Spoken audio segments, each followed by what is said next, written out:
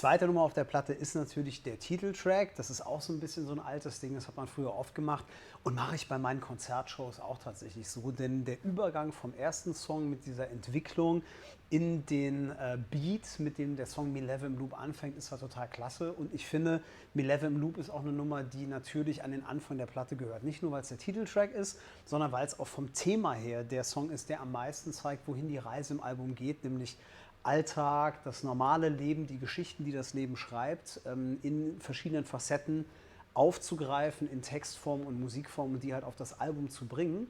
Und ich glaube, das ist bei Me Leve im Loop ganz gut gelungen. Die Nummer ist schnell genug, die funktioniert auch durchaus im Karneval, ist jetzt nicht unbedingt eine Nummer, die wir in der Session viel spielen, aber bei den Konzerten mega und besonders wichtig, das ist auch in dem Video so ein bisschen zu sehen, ist meine Grundidee als Solist ist ja eigentlich basierend auf einer Loopstation. So habe ich angefangen 2019. Loopstation, für alle, die das nicht kennen, könnt ihr sehr, sehr gerne mal googeln.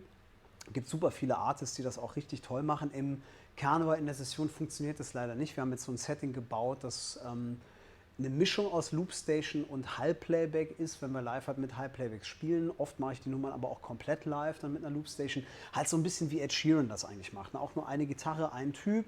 Man kann verschiedene Layers bauen und so beginnt auch der Song. Ich beginne mit dem Spielen auf der Gitarre als Trommel, als Percussion-Instrument und baue den Beat so auf, dann kommen weitere Layers drüber, es kommt eine kleine Melodie dazu, es kommen Akkorde dazu.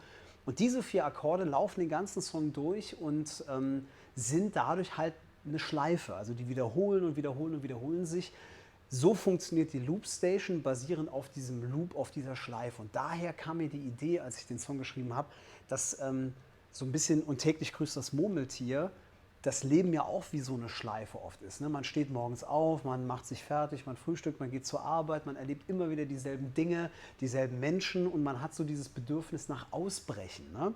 Und dieses Bewusstsein möchte ich mit dem Song Me Leve im Loop schaffen, bevor wir weitergehen und vielleicht dann doch in den nächsten Tracks verschiedene Themen finden, die vielleicht doch ein bisschen special sind oder wo man immer wieder den Punkt erwischt, halt sich selber im Leben zu sagen, ey, so sehr ist es vielleicht doch keine Schleife, sondern es ist halt echt irgendwie auch special. Es ist irgendwie was Besonderes.